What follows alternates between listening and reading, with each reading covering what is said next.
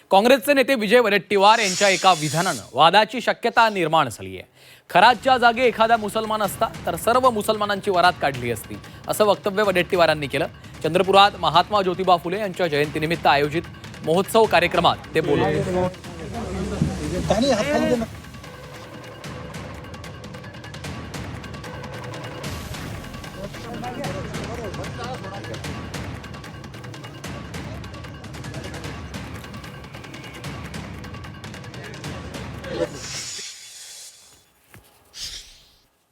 घराच्या ठिकाणी एक जर मुस्लिम असता, त्याच ठिकाणी जर मुस्लिम असता किशोर भाऊ, तर अख्ख्या मुसलमानाची वरात काढली। पण त्यावर कोण बोलतोय? हे कोणी धर्माचा कोणत्याही जातीचा असू दे, तो नालायक आहे, त्याला नालायक करण्याची ताकद असली पाहिजे। वडेट्टीवारांनी असं स्टेटमेंट करणं हा मूर्ख दिवाळखोरीचं लक्षण आहे।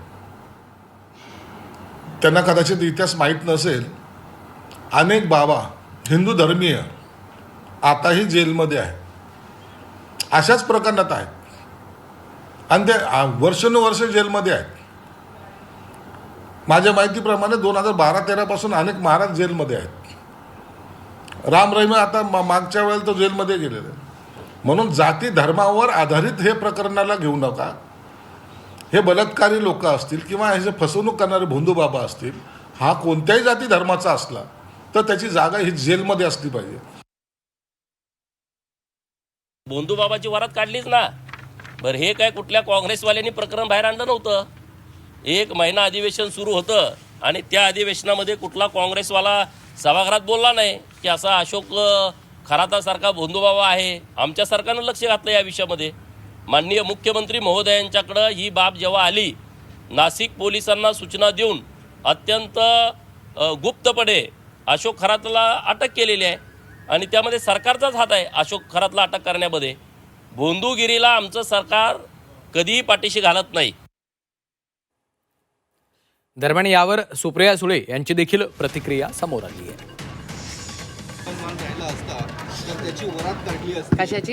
अशोक खरातच्या जागी जर एखादा मुसलमान राहिला असता तर त्याची यांनी वरात काढली असती, असं विजय वडेट्टीवारांचं म्हणणं। मला असं वाटतं हे सगळे विषय फार गांभीर्याने आपण घेतले पाहिजे।